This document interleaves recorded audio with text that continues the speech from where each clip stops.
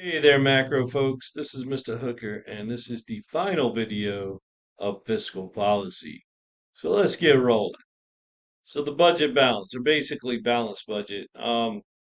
People usually think of budget surpluses as good.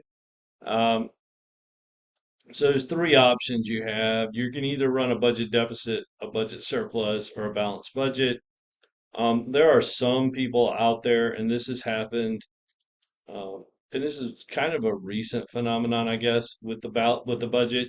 But there are some people out there that think we ought to run the country like a household or a business, and that we ought to run a balanced budget. This is a country, not a house, not a business. You do not run a balanced budget. Um, so when we ran a record surplus in 2000, many people regard it as a cause of celebration. That's when they sent out the checks back to everybody. So everybody got like every individual got like 160 something dollars back. For couples, it was like 320 something, 330, something like that. Um, People think of budget deficits as bad. When the federal government ran record deficits from '09 to 11, many people regarded it as a big cause for concern. It's not the surplus or the deficit that's the thing. When you're looking at a deficit, really you're looking at debt to GDP ratio. Um, so don't look at it as just the deficit. So how did all that, you know, fit into the analysis of fiscal policy?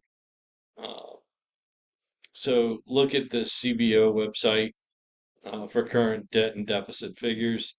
I'm not going to hit that right now, but if you want to look at it, look at that. That's basically where that is. Um, the budget balance is a measure of fiscal policy. The budget balance is the difference between tax revenue and government spending, both on goods and services and on transfers. So uh, the surplus on that is tax revenue minus government spending minus transfers, which are savings. And so budget balance or government savings equals tax revenues minus government purchases and transfers. A budget surplus is a positive budget balance, and a budget deficit is a negative budget balance. Excuse me. So, all things equal, discretionary expansionary fiscal policy reduces the budget balance for that year, and discretionary contractionary fiscal policy increases the budget balance for that year. So, economists often use the budget balance as a quick and dirty way to assess whether current fiscal policy is expansionary or contractionary. But keep in mind two reasons that approach is sometimes misleading. Two different changes in fiscal policy that have equal sized effects on the budget balance may have quite unequal effects on the economy. So, changes in government purchases affect real GDP more than equal sized changes in taxes and transfers. So, understand not every policy action is equal. So, you have to be real about what's going on out there. Just know who's going to get hurt and what's going to happen down the line. So just because the dollar numbers are equal doesn't mean that the effects are equal. So often, like changes in the budget balance are the result, not the cause of business. So the cyclically adjusted budget balance, the budget tends to move into deficit when the economy's in a recession, but deficits tend to get smaller or even turn into surpluses when the economy's expanding. So for this reason, uh, we have what we call a cyclically adjusted budget balance. So the budget deficit rises when the unemployment rate rises and falls when the unemployment rate falls, just because people are paying taxes. Um, yeah, if you have no job and no income, you're not paying the taxes. So there's some things to this. So to separate these effects on the cycle, on the business cycle from the effects of discretionary fiscal policy, governments estimate the cyclically adjusted budget balance, which is just an estimate of the budget balance of GDP equal potential output at all times. So years of large budget deficits tend to be years when the economy has a large recessionary gap. And so you see what it looks like in real time there. The orange line over there on the right is your cyclically adjusted deficit, and then the other line is the red line, reddish line, I think it is, yeah, reddish, is your actual budget deficit. So for the most part, they're together, but there are times that they're a little bit apart, mostly during recession. Should the budget be balanced? Most economists don't believe so. That's been some voodoo thoughts that have popped up most recently. They believe the government should only balance its budget on average. It's okay to run deficits in bad years, offset by surpluses in good years. So this whole, like, if you look at what Keynes thought of when he did the Keynesian economics, right? This idea of like fiscal policy, he's the one that came up with the idea of fiscal policy and all that.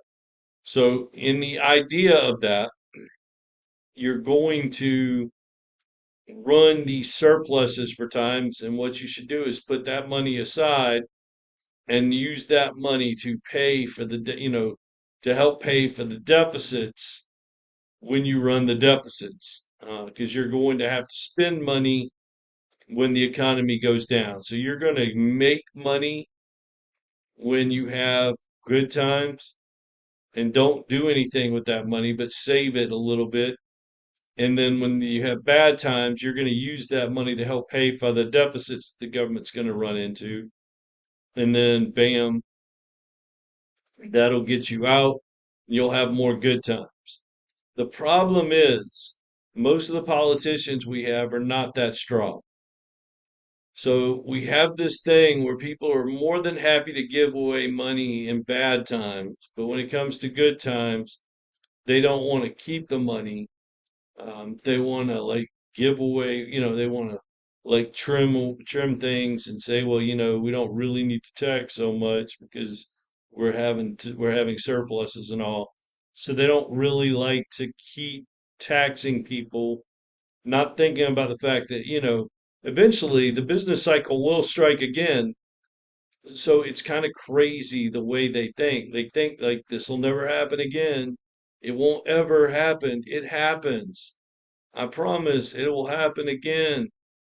And it's just a thing. Like you know, it's proof positive that these people never took economics classes. Um, so it is what it is. I don't know what else you can do about it. So, you know, what do you do? Long run implications. Persistent budget deficits have long run consequences.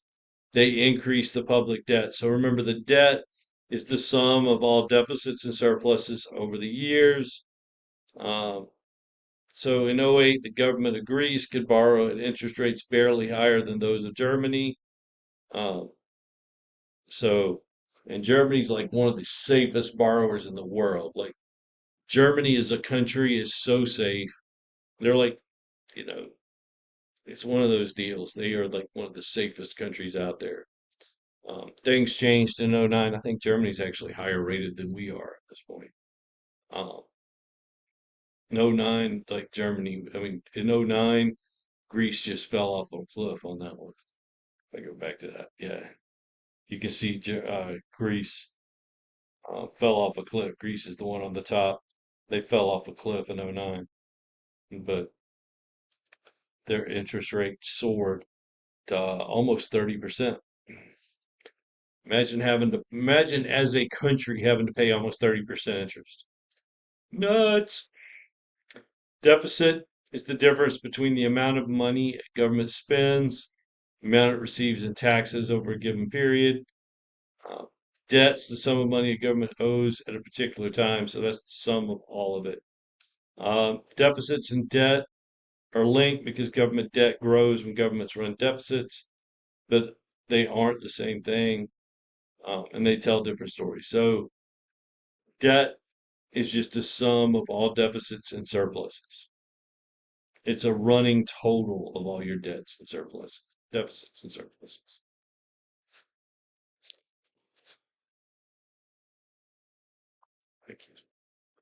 Um, so some potential dangers posed by rising government debt. One's the crowding out. As I mentioned before, crowding out's not that big a deal. It happens, but it isn't that big a deal. The government's borrowing money can crowd out private investment, raising interest rates, reducing the economy's long run growth. So it's there, but it's not that big a deal. Financial pressure and default. So deficits place financial pressure on future budgets.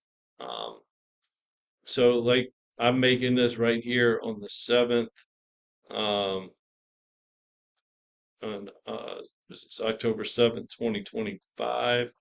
We're in a shutdown. Uh, that's a problem. Government paying large sums in interest must raise taxes, cut spending, or borrow more to pay the interest. So, what we call the debt spiral.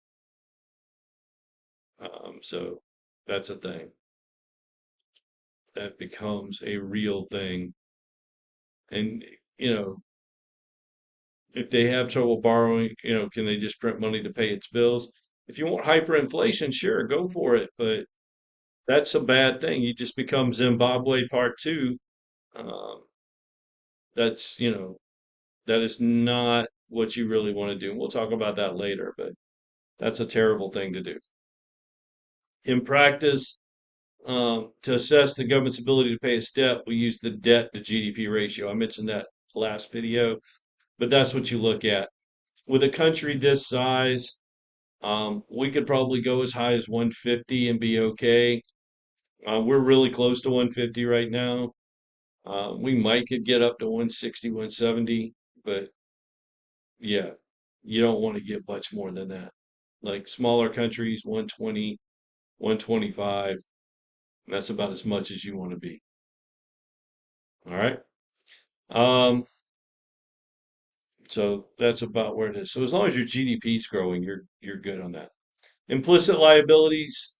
Experts on long-run budget issues view the situation in the U.S. and other countries like Japan and Italy with alarm, and the big reason is implicit liabilities. So we've made a lot of promises to been made by the government that are effectively debt, despite the fact they're not included in our debt statistics, like Social Security and Medicare. So we've got an aging population, rising healthcare costs, and we've got to pay for all that stuff.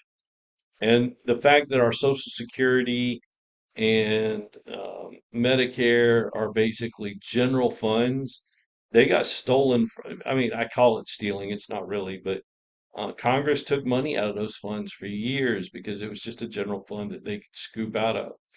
It's kind of nuts how that went. So Social Security and part of Medicare are supported by dedicated taxes, and at times these taxes yield more revenue than is needed to pay them. And since the 80s, the Social Security system has been taking in more revenue than it needs. Um, so that has accumulated a Social Security trust fund, which is 2.8 trillion at the end of 22. Social Security is expected to end in about in roughly 10 years. Medicare is expected to run out of funds next year. So, yeah, all that's coming to an end just because of the aging population.